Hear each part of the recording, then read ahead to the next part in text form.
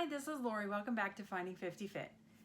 Today we're going to talk about what I believe to be the most important aspect of finding health and keeping it. It happens to be my biggest nemesis, and that is sleep. So for anybody that knows me well, knows that I'm an abuser of my personal sleep and that this is something that I definitely need to be working on. And so in some of the reading that I've done, I've learned some interesting facts about sleep. And I'm going to share that in a little bit. But not getting enough sleep has been with me since I was very, very young in middle school, and maybe even before that. I do remember staying up all night for a project in 8th grade. That was definitely my first all-nighter. I don't know if it's a genetic thing or if it's just part of my experience. My mom worked night shift from the time I was 4 until after I got out of college, and so it was something just very familiar to stay up really, really late. And I got used to it. In high school, while I would try to get some work done after school before practice, I had swim practice. I didn't get home until 7:30, 8 o'clock. I had to eat, and then I would try to get into my schoolwork. And so I had a lot of schoolwork, and I would stay up as late as I needed to get it done. If there was a test the next day, then I was probably going to be studying all night.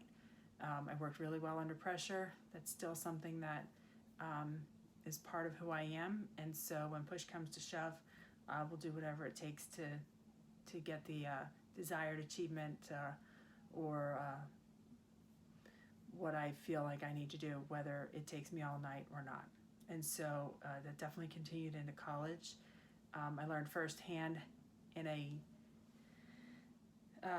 kind of a unique experience. I would pull all-nighters pretty much through finals week, and at the end of finals week I would be sick. And so I knew that I could muster through and stay healthy if I needed to get all those tests taken, to study for all of them. But I could feel it coming on, and as the week went on I was losing steam, and by the end I definitely would break down and have a cold or some type of sickness. And so that was just a little microcosm of that experience, but it happened basically every semester, because I needed to get more information. I needed to achieve a certain level. If I wasn't prepared properly, I had to get it done then. And so that's what I would do. Not a good thing to do, but it's just the pattern that I fell into and I continued with. Shortly after college, I went back to grad school, and so it started all over again. Worked full-time and then did my class studies in the evening, went to class in the evenings, drove to Philly, got home late. And so sleep was what was sacrificed to get that done. Then when we had our kids, it wasn't a shock to my system to be up in the wee hours of the night, obviously. I probably was just as tired as every other new mom, but it really was par for the course of my normal routine, so it wasn't so big of a shock. So I'm saying this to show that I definitely need this video. I don't need this video, but I need to implement the things that I'm talking about in this video as much as anybody that's watching and interested. And so I have begun working on some of the steps that I'm going to be talking about. One of which being creating the space that is conducive to sleep. So decluttering in the bedroom and clearing spaces, clearing things out and having it be kind of simple and comfortable and peaceful, and just a place where you can relax, because if your space for sleep is stressful and messy, that's not going to be really conducive to sleeping. Also, creating the opportunity for your body to follow the natural rhythm of going to sleep. So trying to get my computer turned off sooner and maybe turn some of the lights down. We're supposed to be following the sun cycle, and when it's going down, we're supposed to be kind of shutting down, and our melatonin levels want to rise. But the lights that we have, the screens that we have, are all keeping us awake and keeping the melatonin levels down.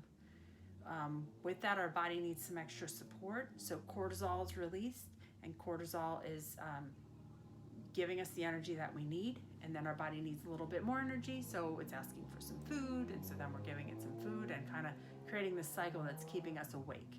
And so all of that is contributing to not getting the sleep that we need. So as the sun is setting, and if our bodies are starting to get tired, I know my body starts to get tired around 8:30. That's when I should be going to sleep. Even if I wait till 10 o'clock, I've missed that window, and there's probably already extra cortisol running through my system. And it's no wonder at 10 o'clock I lay there with my eyes open and I cannot fall asleep. And then that becomes very frustrating to me. So I'll grab a book and I'll read until I fall asleep 2 hours later, which is now after midnight. And so the whole picture is listening to the body, maybe trying to follow the sun, and create this space that is conducive to all of this. If you're able to keep the electronics out of your bedroom, that is really, really ideal. If you're able to turn your Wi-Fi off at night, that would be also ideal. I know sometimes people's cell phones are their only telephones, and if they have someone that needs to reach them in case of an emergency, you can turn off all your notifications except for specific numbers. So if you need to be able to be reached by 1 or 2 people, you could have those numbers programmed in. Even if your notifications are off, you'll still get those very important, maybe emergency phone calls. So it's a couple little things that you can do for your specific circumstances. But in the end, if you're able to keep all those electronics out, that is truly the best plan. So in the link below the video, you can grab a free little handout that I created that talks and provides some guidance about creating the space that's conducive to sleep, a little checklist for helping you mentally prepare for going to sleep, and also a habit tracker so that you can put in when you go to sleep and how you feel when you wake up, and hope to learn your body's cycle so that you can identify whether you need 6 or 7 or 8 or 9 hours of sleep. It is best that you wake up by yourself without an alarm clock, and so if you do go to sleep when your body needs you to, you will wake up earlier and refreshed and ready to go for the day.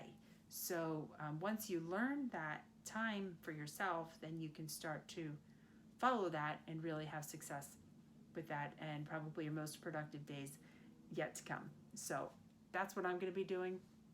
I'm going to start tracking mine. You can sign up and get one yourself, and hopefully that guide is useful to you. And if you struggle with sleep, I will be wishing for you the best success, and please do the same for me. And I hope you have a great week, and I'll talk to you next week. Thanks. Bye-bye.